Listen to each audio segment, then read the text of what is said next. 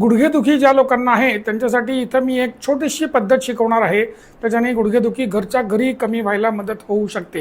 ह्याच्यामध्ये डाव्या पायाचं जे तिसरं बोट आहे म्हणजे मधलं बोट डाव्या पायाचं, त्या मधल्या बोटाला 60 वेळा फिरवायचं। म्हणजे समजा हे मधलं बोट आहे तर ह्याला असं पकडायचं, पायाच्या मधल्या बोटाला एकदा एका बाजूला फिरवलं आणि परत दुसऱ्या बाजूला फिरवलं म्हणजे एक झालं। असं 1 2 3 असं डाव्या पायाच्या तिसऱ्या बोटाला म्हणजे मधल्या बोटाला 60 वेळा फिरवायचं आहे।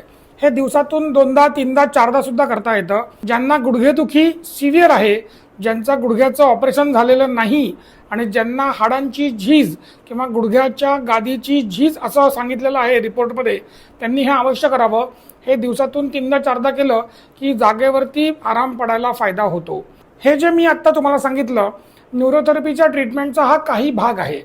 अशी गुडघेदुखीसाठीची न्यूरोथेरपीची मोठी ट्रीटमेंट जी तुम्ही स्वतः घरी करू शकता, ती कशी करायची, कधी करायची, त्याचे नियम काय आणि स्वतःची गुडघेदुखी विना औषध विना शस्त्रक्रिया बरी कशी करून घ्यायची, हे मी सांगणार आहे येत्या रविवारी म्हणजे 24 मे 2026 रोजी सकाळी 11 वाजता माझ्या गुडघेदुखीसाठी न्यूरोथेरपीच्या होणाऱ्या वेबिनारमध्ये।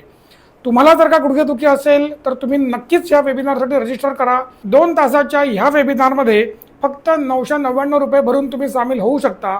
वेबिनारसाठी रजिस्ट्रेशन लिंक मी ह्या व्हिडिओच्या डिस्क्रिप्शनमध्ये दिलेली आहे। जागा भरत चाललेल्या आहेत, फक्त शेवटच्या काही जागा शिल्लक आहेत।